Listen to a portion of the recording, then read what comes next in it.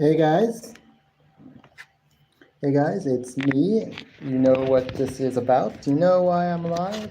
It's Saturday, so you know why I'm live.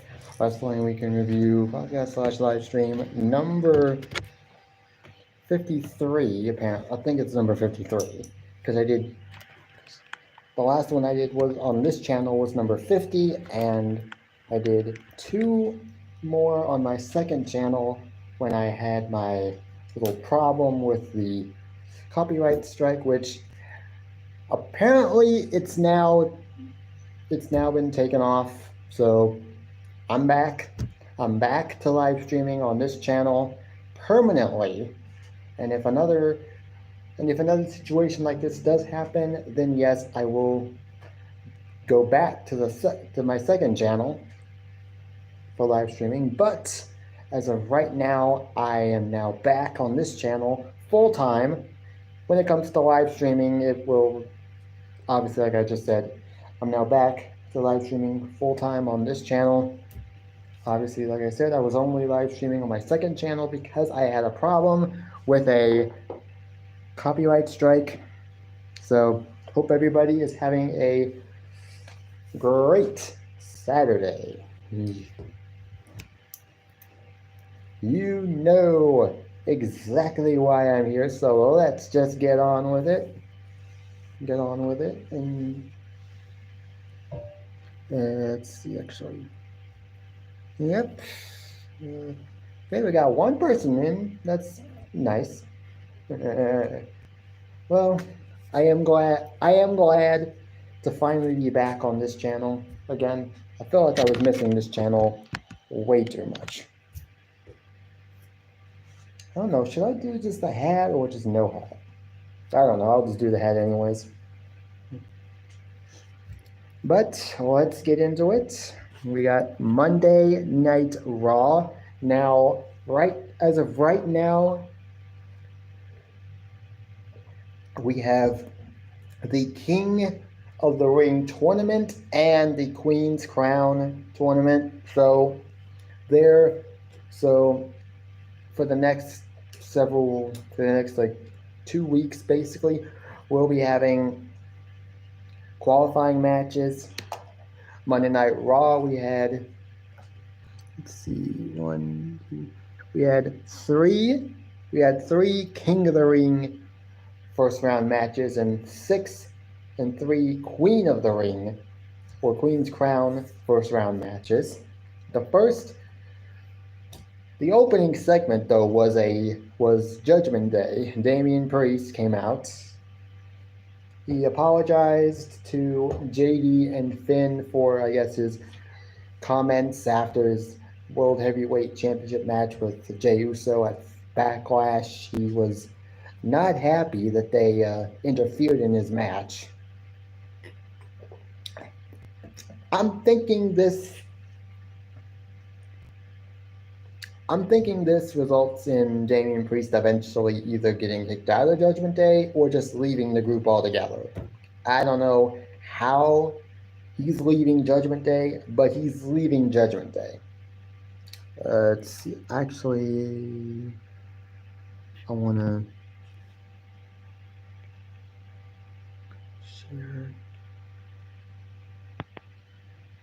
Facebook Messenger. Sorry, guys. I gotta do this.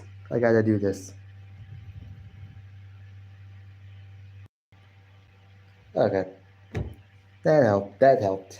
I was just sorry for that little delay. I just was sharing the live stream out to some people, to some friends on Facebook Messenger. So hopefully they get here. Hopefully they are able to be here. Also, apparently Drew McIntyre was unable to compete in the King of the Ring tournament. It's probably due to the hyperextended elbow that he apparently suffered at WrestleMania with I guess when CM Punk hit him with his brace or during his match with Drew McIntyre with Seth Rollins, but he got injured. He's been He's been wrestling ever since, though, probably toughening it out. But he got taken out of the tournament, and taking his place would be Jey Uso. So Drew McIntyre was supposed to face Finn Balor. He got taken out. Jey Uso takes his place. Jey Uso did beat Finn Balor in a pretty decent match. It went about 7-8 minutes, but it was what it was. Typical Judgment Day match with the occasional interference, or at least the attempt to interfere. Jey Uso still won the match, so that's okay.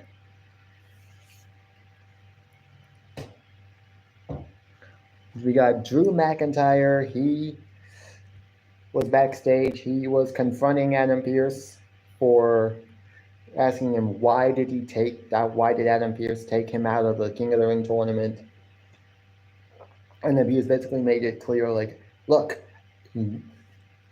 doctors said you're not medically cleared to compete right now, so I had no choice but to take you out. Drew McIntyre then just storms off and eventually leaves the building and just drives off. But if he had stayed even just 1 second longer, he would have seen CM Punk coming.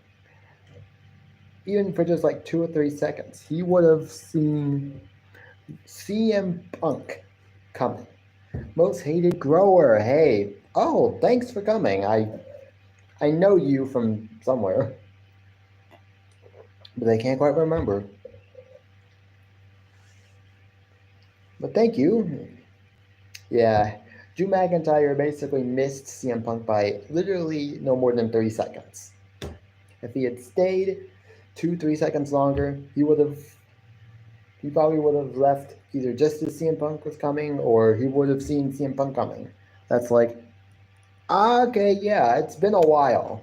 It's been a while since they've done like a live stream, so but thanks. Hey, thanks for coming, and if that was you that hit that like button, then thank you.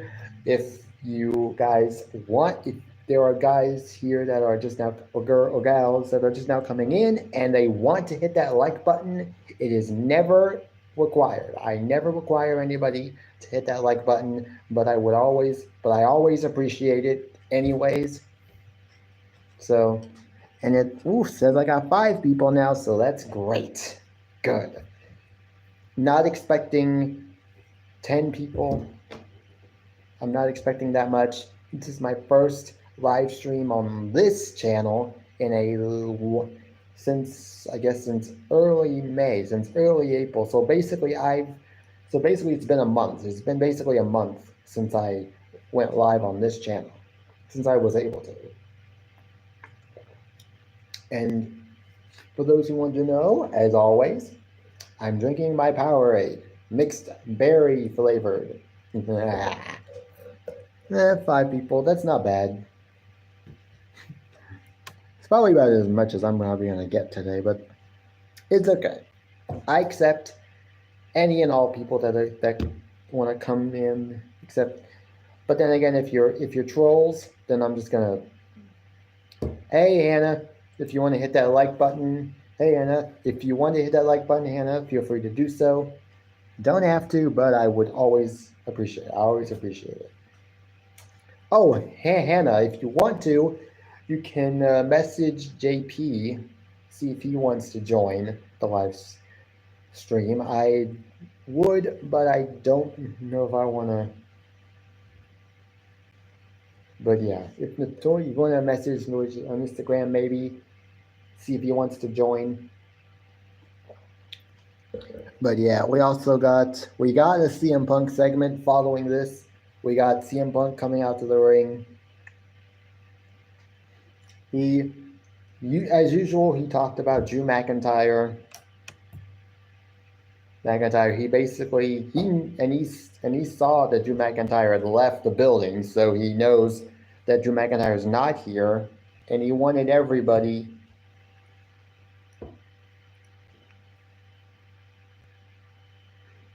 Nobody timed that person out.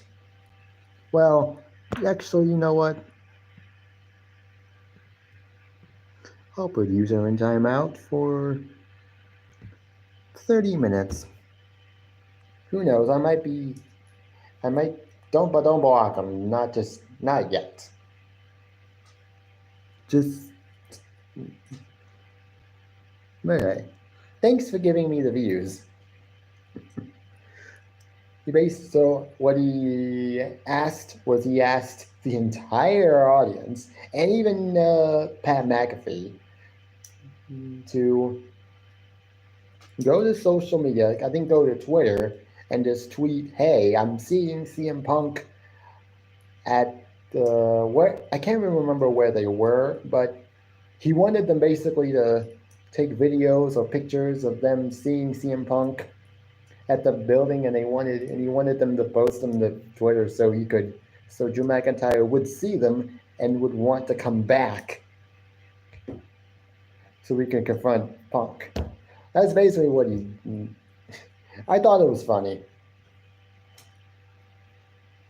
But yeah, we got a Sheamus interview. He was interviewed before his main event match with Gunther.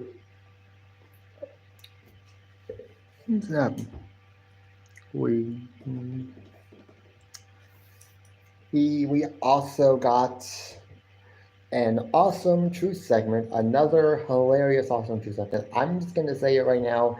I love R-Truth. R-Truth is funny as hell. Sorry to have to say that word, but hey, it is what it is. We got an Awesome Truth segment. Awesome Truth, I guess. R-Truth is funny, and he also is very good at being mistaken a lot of times. Like, I remember one segment, and then in like 2015, I think it had like Kane, Dolph Ziggler, and Roman Reigns, and he declared himself for the Money in the Bank ladder match, but then Kane had to inform R-Truth, you're not in the Money in the Bank ladder match. And then he proceeded to say, oh, okay, so I'm not entering myself into the match. And Dolph Ziggler and Roman Reigns were just dying laughing during that segment. They couldn't help themselves. But yeah, this is another one of those segments. I can't remember, I think it was, they were in Connecticut. And we met the coach of the UConn of the University of Connecticut basketball team. I don't know, Danny. Why don't you tell me? I don't know what I've done. If I've done anything, it's the first time hearing of it.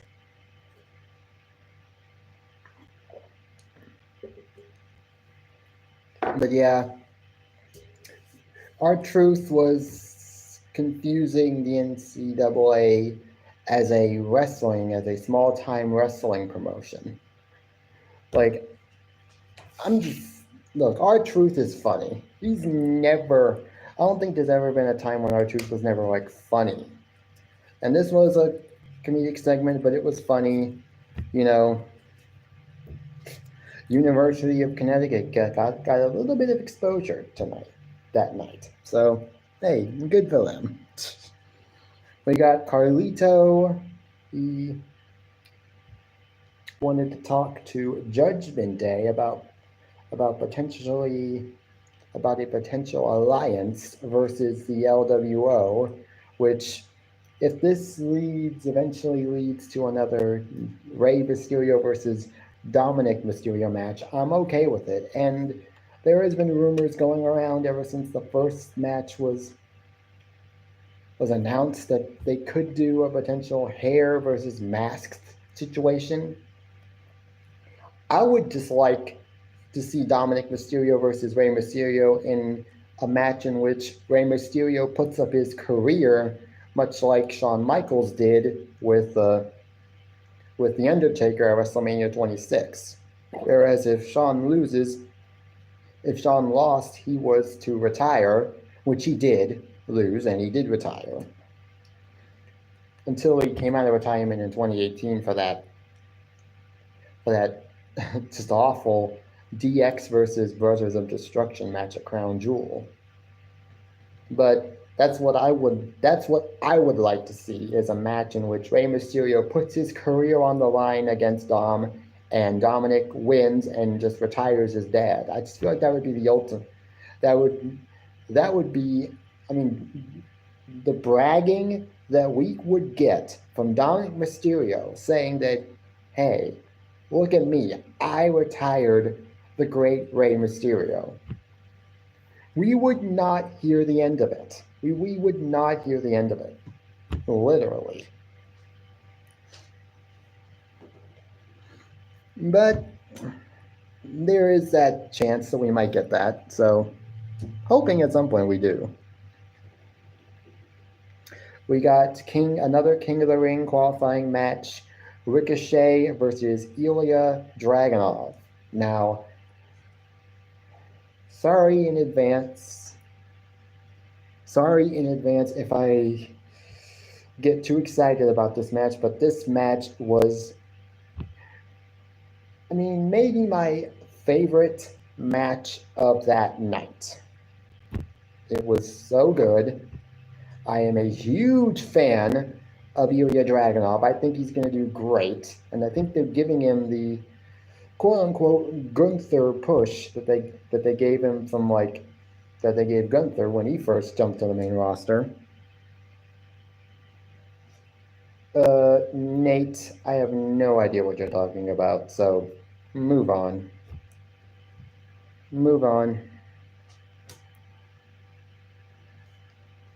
But yes, this match was great. I'm also a big fan of Ricochet. Who cares about Mox? I'm officially saying, as of yesterday, I'm officially just gonna ignore him from now on. Whatever Mox says or does from now on, I'm not even gonna care. Nate, I don't have time for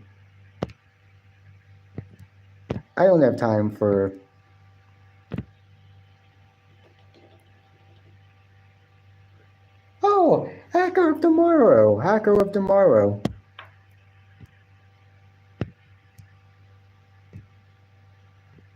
Thank you for coming, and thank you for leaving.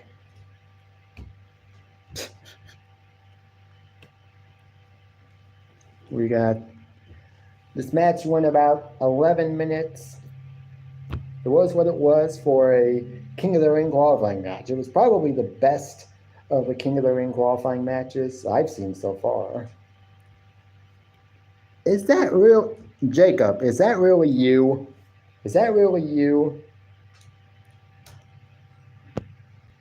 Nate, that might actually be Jacob, so don't hide him. Don't hide Jacob, that might actually be him. Just to be sure, I'm just gonna make you a mod just in case, just because I don't want you gone. Oh, that's cool, Ever Bless someone. What are you doing in San Diego? Hopefully having fun. But yeah, this match was good. This match was great. Went about 10-11 minutes. They shook hands afterwards. Obviously, Ilya Dragunov respects the fact that Ricochet did give him a run for his money. So, oh, that's great. I wish I could be at the beach right now. In warm weather, I definitely want to be at the beach right now. We also got a Queen's Crown tournament first round match. We got Io Sky versus Natalya. This match went about 10 minutes as well. about 9-10 minutes slow. This was actually one of the best Queen of the Ring matches so far. So far, of all the Queen's Crown first round matches we've seen so far, this was by far the best. Besides maybe Nia Jax and Naomi, who probably, the reason why it was so good is probably because they face each other a lot and they know each other so well. But yeah, this match was good. I did not think that Natalya was winning. I fully expected Io Sky to win this match. As far as the winner on the Raw side, I could see them doing Io Sky versus Lyra Valkyria in the finals on the Raw side.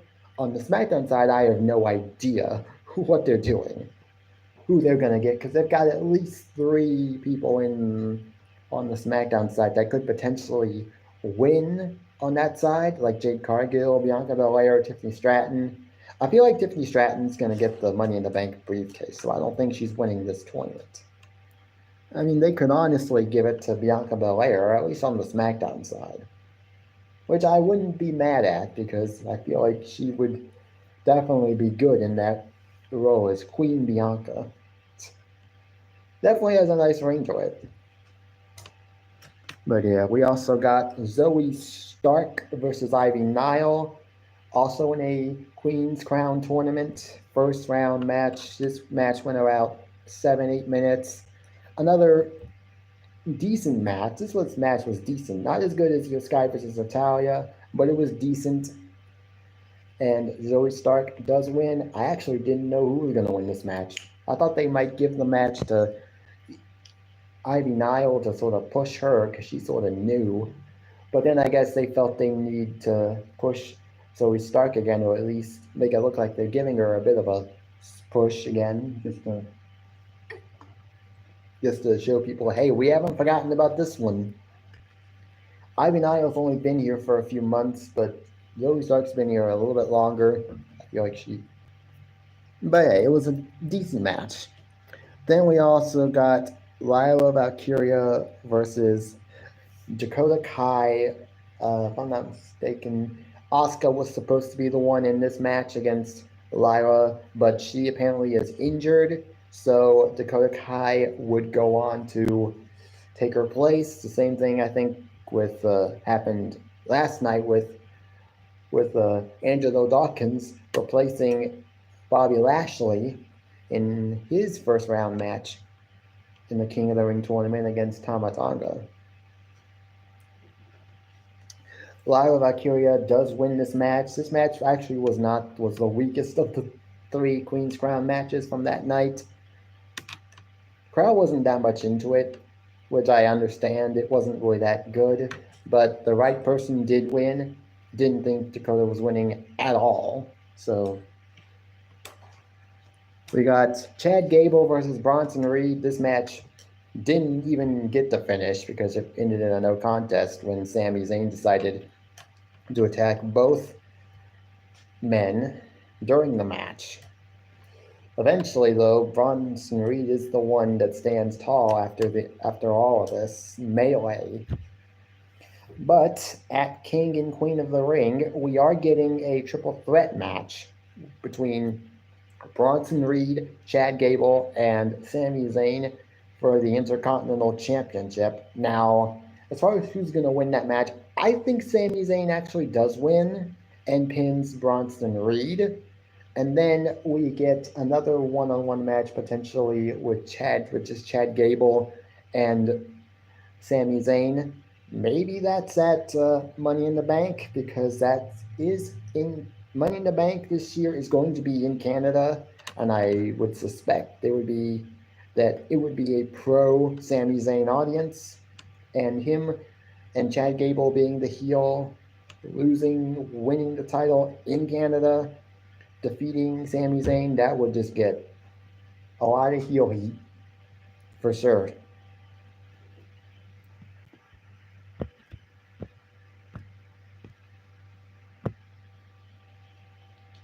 But yeah, we also got The main event was Sheamus versus Gunther Part 3, their third match, singles match. Well, I guess you could say their fourth match, but literally their third singles one-on-one match. This was a King of the Ring tournament first round match. Gunther does win this match. It was not as good as their previous matches. Obviously not as good as their match at Clash at the Castle, which was a barn burner. But Gunther does win. Gunther won by having Sheamus submit and tap out to the half crab. So didn't see that happen. Didn't see that coming. I didn't see Sheamus tapping out. I saw him. I mean, I knew he was going to lose. I just didn't know he was going to tap out. Have to tap out to the single crab. But that was Monday Night Raw. If I had to rate Monday Night Raw, I would rate it a 7 out of 10. It was a very good show. We got some really good matches, good segments, and all in all, it was just a good Monday Night Raw. NXT was another good show. Maybe not as good as Monday Night Raw, but it was still good, as in not bad. One of the main things to happen this week on NXT was the NXT Combine, which was, I can't remember how many women it was supposed to be, but I can't remember the exact number of women that were competing in this combine, but the top 12 would go on to compete in qualifying matches to determine a 6-woman ladder match, an NXT Battleground, for the first ever NXT Women's North American Champion. Now, I have the top 12 right here. The top 12, the number 1 ranked superstar was Sol Ruka. Number 2 was Thea Hale. Number 3 ranked was Jada Parker. Ranked in the 4th was Brinley Reese. I don't know who she is. Ranked 5th was Michin. She recently went back down to NXT. Last week, I think it was last week. Not this past week, but the week before last. She made her return to NXT. Number 6 was Fallon Henley. Ranked 6th was Fallon Henley.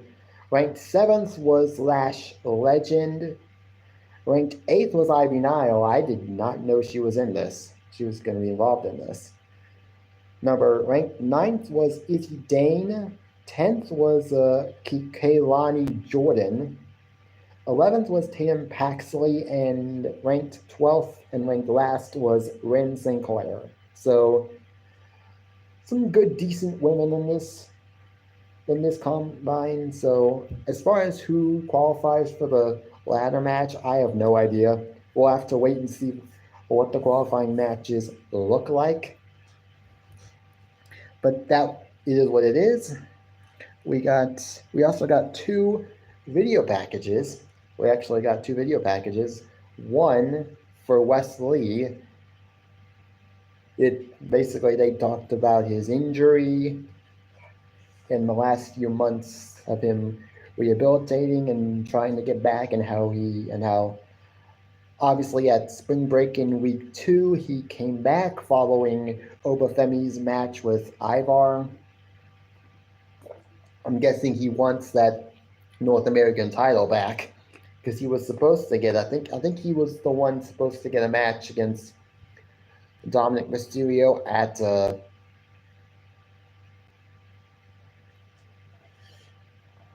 NXT pay-per-view at the end of the year. That was at the end of last year. That had the Iron Survivor matches.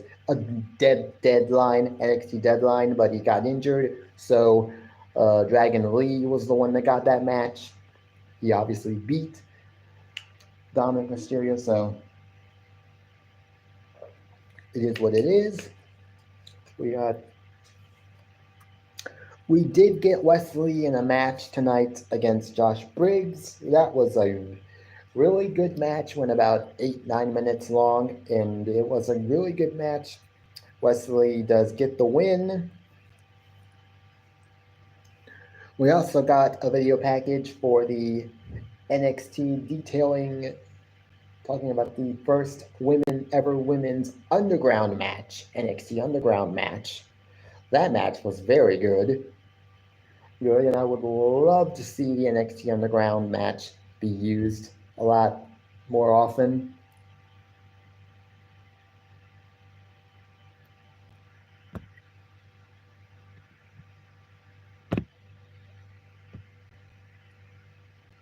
Yeah, I don't know who you are, but get out of here.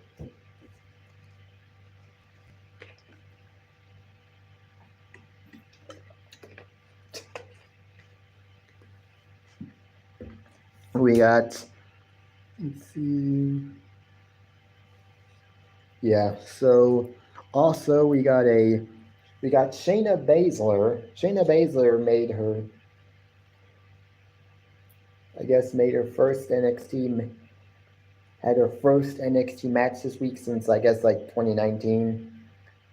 I'm guessing her last NXT match would have to have been when she dropped the NXT Women's title to Rhea Ripley, because almost immediately after that she was in the Royal Rumble match in 2020.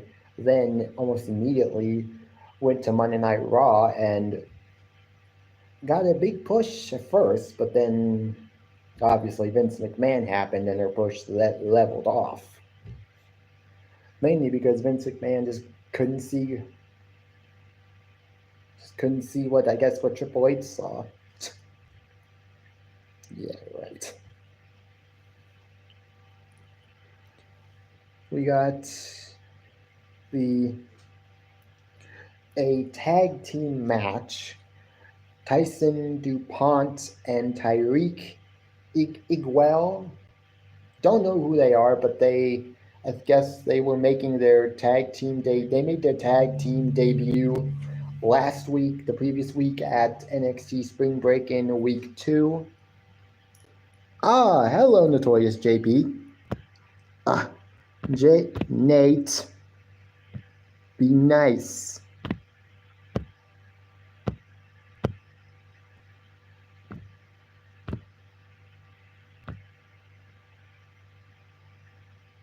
Be nice, Nate. Unhide.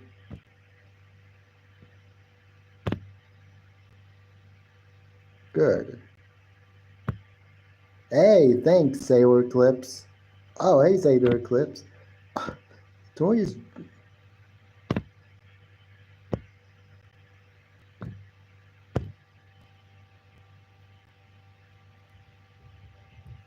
Oh, come on, Nate.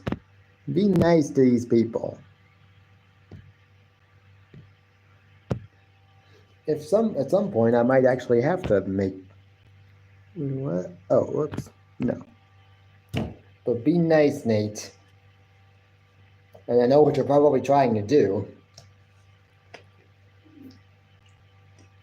And it won't happen. Your punishment. Your punishment. You could just decide not to come to my live streams. But you keep coming. You keep coming back for more. You keep coming back, and I don't know why you keep coming back to my live streams, since you don't like me. So I just don't know why you're here all the time. Probably more than likely just to talk smack about me and wrestling. But it is what it is. We got this with Tyson DuPont and Tyreek Igui, however you say that last name, versus the No Quarter Catch crew. Now, this was interesting match because apparently the ref that was scheduled for this match was unable to referee the match, and so they would have a special guest referee, that being Channing Stacks Lorenzo of the D'Angelo family. This was interesting, and obviously at one point at one point, Charlie Dempsey had, I can't remember which one it was, whether it was Tyson DuPont or Tyson or Tyreek. He had him down at least for a 3 count, but the ref, obviously biased, was checking to make sure that the shoulders were down, which they obviously clearly were, and then when he finally did decide to make the count, it was a slow count. And then as soon as Tyson got a roll-up pin, he did a quick 3 count. So obviously this feud between the No Quarter Catch crew and the D'Angelo family is not ending anytime soon. I'm actually all for it. I'm guessing apparently this upcoming Tuesday I'm guessing we're gonna have a Heritage Cup match with I guess Tony D'Angelo versus a member of the No Quarter Catch crew. So we don't know which one of the No Quarter Catch crew members is going to be the one in the match. We'll have to see. We got Wilson. That's actually what Charlie Dempsey had to say after the match. He had a message after the match. He was backstage, and he had a message for Tony D'Angelo, and the rest of the D'Angelo family. So that's basically what it was about. I guess next week we're having a match for the Heritage Cup. We got a backstage segment at one point that was Fallon Henley confronting Kehlani Jordan. They got into a brawl, which then led to a match that was about 6 minutes in length, 5-6 minutes in length. Fallon Henley does pick up the win.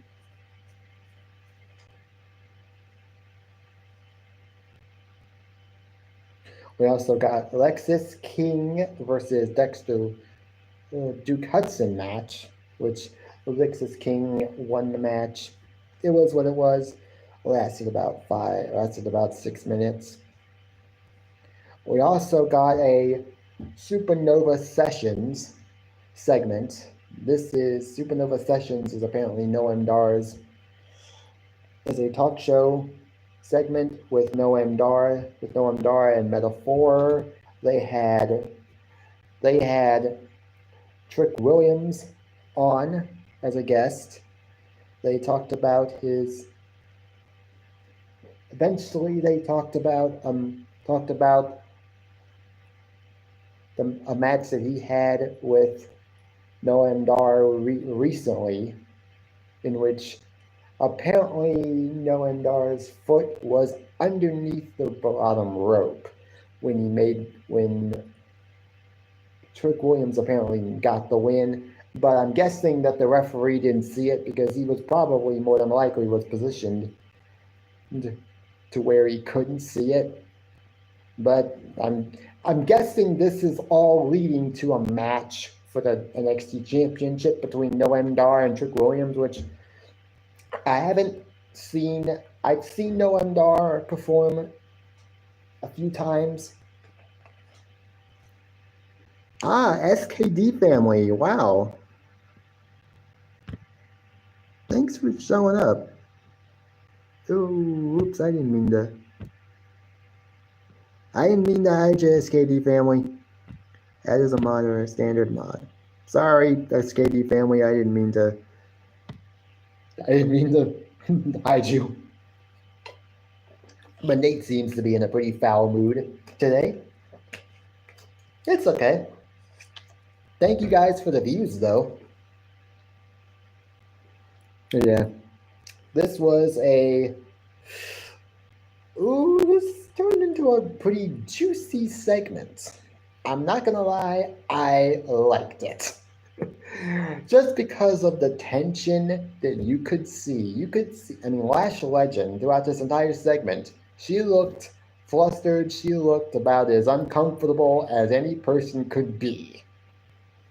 Because apparently, I didn't know this, but apparently Lash Legend and Trick Williams are an official couple outside of WWE, so I guess they're sort of playing off their real life relationship, and it's, I mean, Trick Williams even name dropped the Maury show and said, but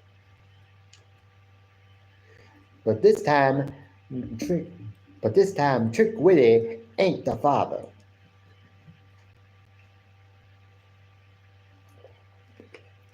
He even told Lash Legend to tell them about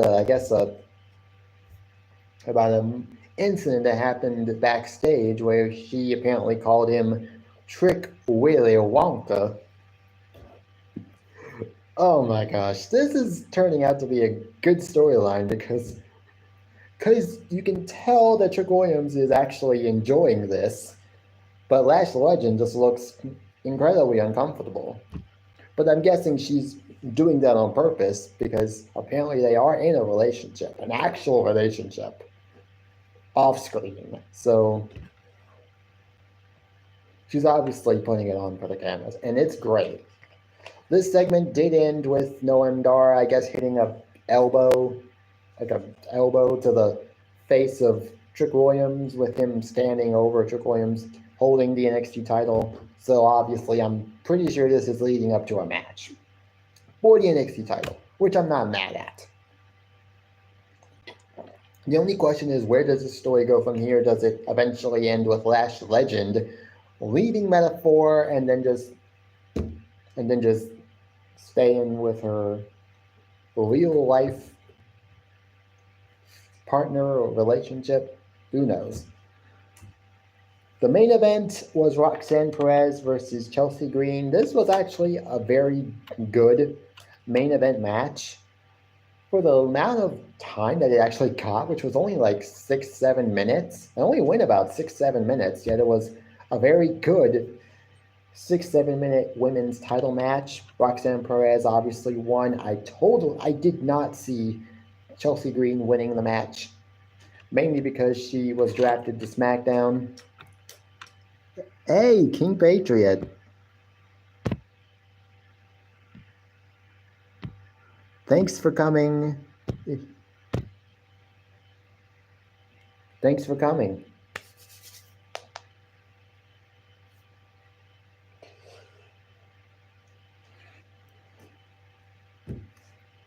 Also, for those who maybe want to hit that like button, like I've said many times before, you don't have to, but I would appreciate it.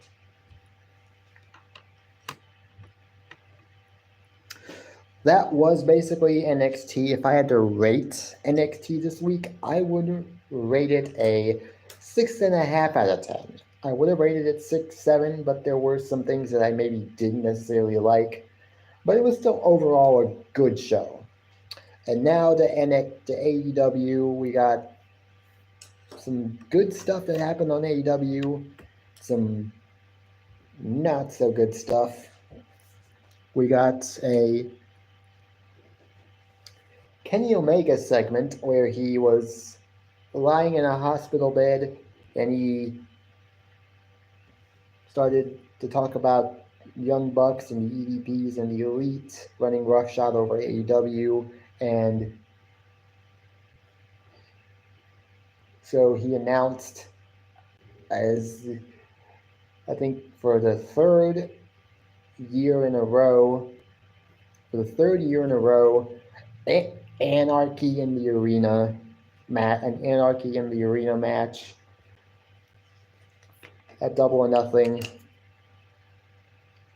The new elites of Kazuchika Okada, the Young Bucks, and Jack Perry versus Team AEW, which Kenny Omega already announced the first two members, which was FTR, Dax Harwood and Cash Wheeler. The other two members of Team AEW would be revealed at the end of the show, which turned out to be Bryan Danielson and Eddie Kingston. I'm excited about that. We also got Malachi Black video package. He talked about Adam Copeland, talked about how he wants to bring Adam Copeland to the brink of death, I guess, in order for him to be reborn. I don't remember much of this, but it was definitely typical House of Black and Malachi Black fashion and style. So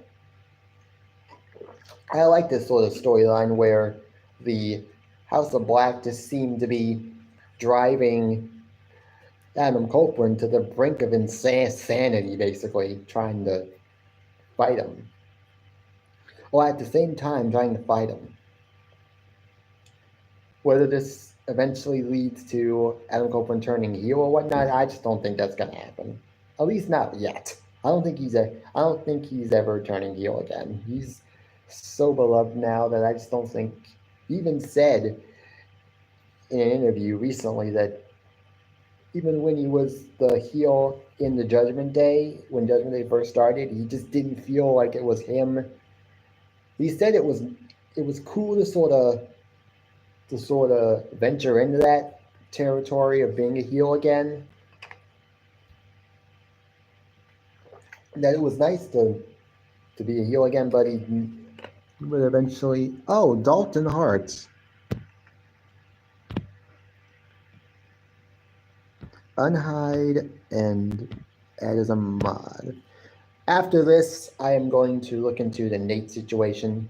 Don't know what's going on with Nate, but he seems to be on a rampage as of late. But that's okay. We also got now the matches we got Orange Cassidy versus Trent Beretta was the first match. This match was definitely a brawl, to say the least. Trent Beretta won the match. And even after the match, just decided, hey, I'm not done attacking Orange Cassidy. I'm liking this heel turn by Trent Beretta. He's becoming way more aggressive than I've seen him since I started watching AEW. And I like it. Where does this heel turn eventually lead for Trent Beretta? I don't know. Maybe eventually he'll get like an AEW International Championship or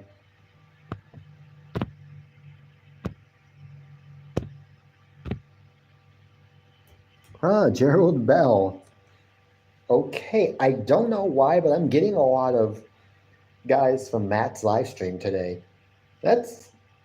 Thank you guys for showing the support and for coming on to my live stream. I'm surprised some of you guys are coming in, like Dalton Hart, King Patriot, SKG Family, the Gerald Bell, Dalton Hart. Man, thank you guys for showing up. Hey, Aaron. I don't know what's going on with Nate, but I'm getting a lot of people timed out and being hid. So I don't know what's going on, but I'm going to check into it following the live stream immediately. Well, maybe not immediately, but at some point before Sunday gets here, I will check into it. We got, as I said, we got Kenny Omega. We also got a Serena Deeb segment with Toni Storm. Serena Deeb talked about her upcoming match with Toni Storm at Double or Nothing. We got Toni Storm then proceeds to interrupt. Eventually, at the end of the segment, Toni Storm goes for a cheap shot, but then Serena Deeb throws a vicious right hand that knocks Toni Storm out on the floor, so on the ramp. So it is what it is. It was good. I actually kind of like Serena Deeb. At first, I didn't even know that was the person that was Serena in WWE alongside CM Punk in the Straight Edge Society. I originally, when I first saw Serena Deeb in AEW, I was like, wait, she does look familiar. And then eventually someone told me, yeah, that's the same person that was Serena in WWE as a part of the Straight Edge Society with CM Punk. I'm like, oh, wow. So, cool.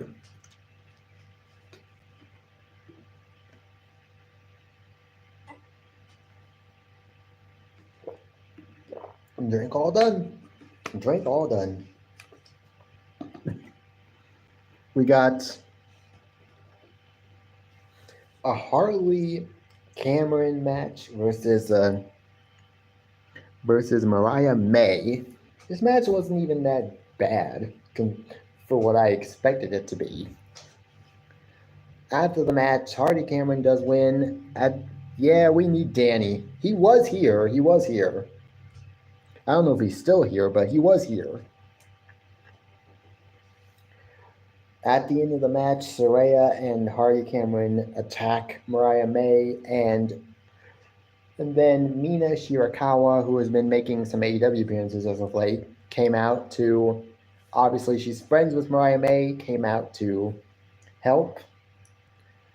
Later on, we would get a backstage segment with Saraya and Harley. They talked about Harley's match where she just lost just this much to Mariah May, and that they're gonna punch and they're gonna come back for revenge on Nina and Mariah May. So, I like Saraya. Even though she hasn't been used to her fullest potential in AEW, I still love her. I still like her.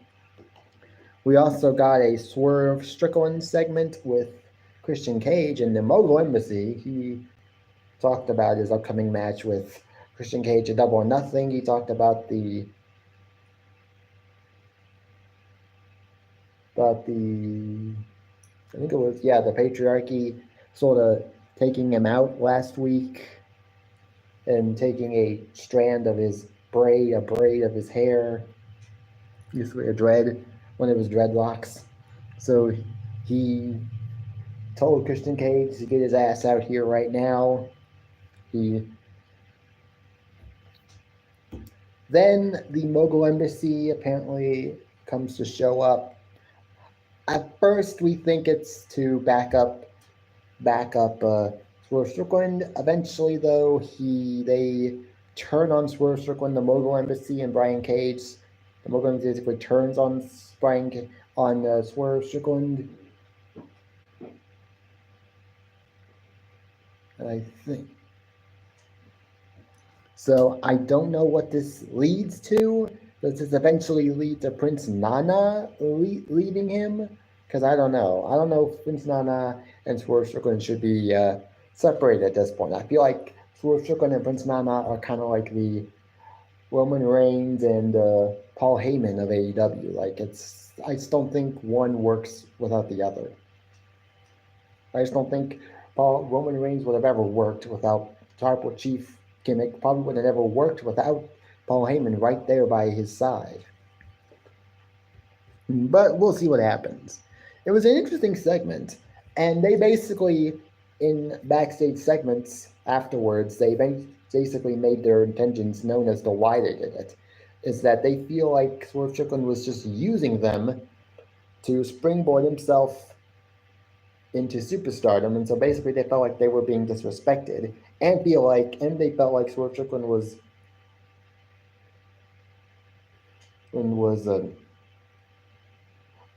I guess you could say leaving them in the dust or just not using them.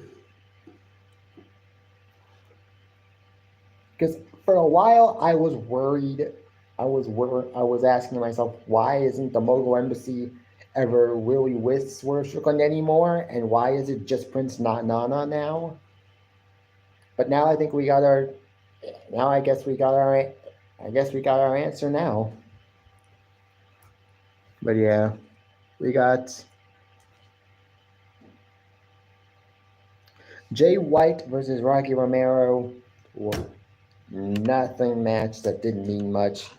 Pac eventually comes out after the match to, I guess, attack the Bullet Club Gold. Apparently, we might be getting a return of Death Triangle, which was a nice, I guess, trio with Pac, Penta, Ozuna Miedo, and Ray Phoenix. I'm guessing. I don't know for sure, but we'll see what happens. We also got Chris Jericho and Big Bill. They made their tag team debut in a match that didn't mean much. We'll see where this learning tree Chris Jericho storyline goes. I'm liking it for now, but you never know. And then we got Adam Copeland versus Brody King in a no disqualification match for the TNT title, which was a good match.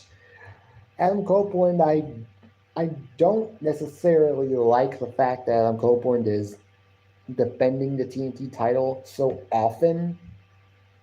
I feel like Christian Cage did a good job such a good job at TNT champion because he didn't do what most champions do, and that is defend the title. Basically, what Adam Copeland is doing right now is basically the tried and true babyface approach to champions. Babyface champions don't. Yes, babyface champions are always going to want to be fighting champions. That doesn't mean they should always be defending their title 24/7. I'm sorry, but that's just the way I see it. Okay? You're definitely going to wear out your welcome as champion if you're defending your title 24/7, and half the time nobody could even care about your matches. But this is different because Adam Copeland's great. You can have a good match with just about anybody, and this was a good match. Went at least 15 minutes or so it was a great match. Adam Copeland obviously won, and eventually I'm sure this is going to lead to Adam Copeland versus Malachi Black, potentially at Double or Nothing for the TNT title. Who wins? I actually do not know. But it would be interesting to see if Malachi Black actually wins, because he has not been used nearly as well recently. But this push could be Tony Khan's way of saying, please stay, Malachi, please stay. I don't want you to go back to WWE. But hey, it is what it is. If I had to rate an AEW Dynamite this week, maybe a 6 out of 10, because there were some things that just didn't make sense. Some things made sense, like the Jay White versus Rocky Romero match. It was nothing. It was nothing. Did nothing for me. It was just a match that was just there. The Chris Jericho Big Bill match was there. The Serena Deeb Tony Storm segment was good, but it just wasn't like it was anything special. So I would give it a 6 out of 10. And then we got SmackDown. SmackDown was last night. We got King and Queen of the Ring tournament matches. The first one was Naomi versus Nia Jax. This was a good match. The best match of the Queen's Crown. Probably the second best match in the Queen's Crown tournament so far. Nia Jax does win in about 7-8 minutes. The first segment, though, the opening was a segment with Cody Rhodes and Logan Paul. Apparently, Logan Paul is Cody Rhodes' next challenger for the new WWE Championship. I don't know why this is happening, and I don't know why they're teasing a champion versus champion match with both titles basically on the line. Now, I'm just going to say one thing. Now, I know there are some people out there that are probably going to say this is an instance where WWE is going to merge titles again. No, I do not see that being the case. What I see is if Cody Rhodes does beat Logan Paul clean and does win the U.S. title, I do not think they are merging the titles. I feel like they are going to do what they did with Seth Rollins in 2015 and Becky Lynch in 2019. In 2015, at one point, Seth Rollins held both the U.S. and World Heavyweight Championships, but he defended both titles separately, not as one title, but he defended both titles separately. Like at Night of Champions 2015, he had 2 matches on the same night.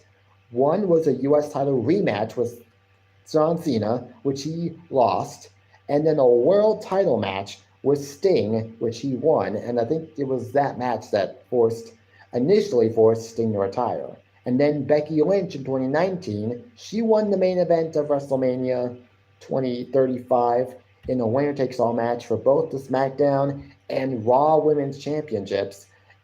They weren't unified. She held 2 belts, but she was defending both of them separately. Like at I think it was Money in the Bank 2019. For an example, she defended both titles on the same night, different matches. The first, she defended the Raw Women's title against Lacey Evans. She won. Hey, Dolores. Hey, Dolores. Thank you for coming, though. Thank you for coming. But yeah, I do not see that being the case. This being the case. I totally see it as a situation where he holds 2 belts, but he defends both of them separate. Not as one title, but as 2 different titles. Now, what they could also do is they could have Logan Paul lose via DQ, where he gets himself intentionally disqualified or tries some underhanded tactic, and the referee sees him do it and disqualifies him. That's the only way I could see that happening, in which both men walk out with their respective titles still around their waist. Because there's been a lot of rumors. There have been rumors pretty much ever since WrestleMania 40 seasons began about potentially LA Knight taking the US title from Logan Paul, which would be the best thing, I guess, for LA Knight at this moment, because he's not winning the world titles. So the best thing, I guess, for him to do would be to win the mid-card title on SmackDown. Because I still want to see that match, LA Knight versus Logan Paul. They basically teased it last year, with LA Knight and Logan Paul being in the men's Money in the Bank ladder match. But it is what it is. We also got Carmelo Hayes versus Baron Corbin in the King of the Ring tournament. Baron Corbin actually looked a lot better in this match than Carmelo Hayes. Not gonna lie.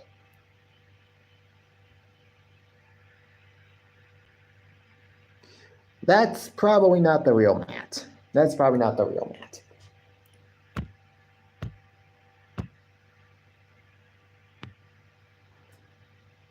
that probably is not the real Matt, Nate. So, you're good. We also got Jade Cargill versus Piper Niven in a Queen's Crown first round match. This match was also very good. It was also pretty good, actually. It was not as bad as I thought it was going to be. Jade Cargill looked good. Piper Niven looked good. And Jade now advances to face Nia Jax, which is going to be a true test for Jade Cargill. Obviously, I think Jade Cargill is going to win. We also got Bianca Belair versus Candice LeRae in the Queen's Crown tournament. Bianca Belair was winning this match, like, no question about it. We also got Angelo Dawkins versus Tama Tonga. Obviously, Bobby Lashley was taken out of the tournament, and Angelo Dawkins was put in his place. Now, in terms of why they took Bobby Lashley out, if they did it because they just didn't want to feed someone as high profile as Bobby Lashley to a member of the Bloodline, then I understand why they did that. So, I understand why they did that. honestly, I don't think I would have liked to see Bobby Lashley lose to Tama Tonga anyways. So, yeah, it is what it is. Main event was. We also got a backstage segment involving the Bloodline where Solo Sikoa confronted Paul Heyman about taking Roman Reigns out of the draft. He did say that he has talked with Roman Reigns following WrestleMania, unlike Paul Heyman. Yeah, I had a feeling that was. But then we apparently. Yeah, okay, so Solo Sikoa claims to have spoken with Roman Reigns following WrestleMania. Yeah, I'm sorry, Solo, but your lies will not get you anywhere. Because you did not speak with Roman Reigns. You actually spoke with The Rock. Because it is The Rock who is now pulling the strings for the Bloodline. Obviously, Solo Sikoa is the new quote-unquote tribal chief until the return of The Rock. Because Roman Reigns obviously is going to be booted out of this current bloodline, and he's probably going to be making his own bloodline that's basically going to be based off the original bloodline members of Jey Uso and Jimmy Uso. Maybe Sami Zayn gets involved after. I mean, if the end game for Sami and Chad Gable is Chad Gable winning the Intercontinental title against the Intercontinental title, I could totally see Sami Zayn going to bat for Roman. What in the world? Is that a beaver or a groundhog or something? Okay, whatever. Or gopher. But hey, we don't know. The main event was also a King of the Ring first round match. Randy Orton versus AJ Styles. This went about 12 minutes.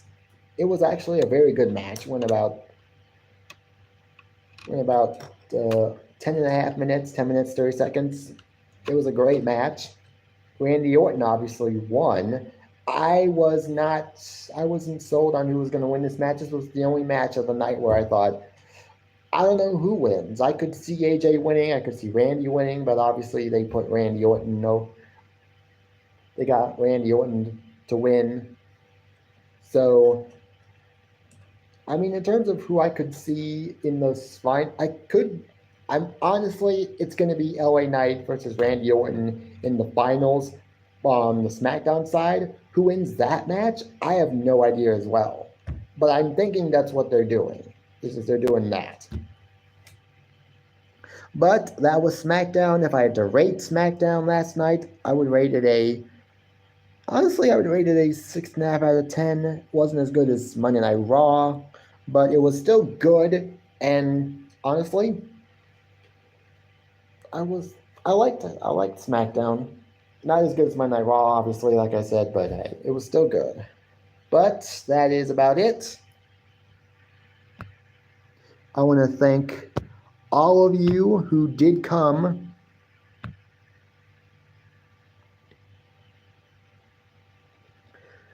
And I want to thank all of you for coming. I hope you guys thoroughly enjoyed this live stream. I know I did. I like doing this. Like I've said millions of times, I like doing this. So, hope you guys enjoy the rest of your Saturday, and I will see you guys more than likely next week at about the same time, 3:30 p.m. as always, for Wrestling Week in Review. And until next time, peace. Bye, guys.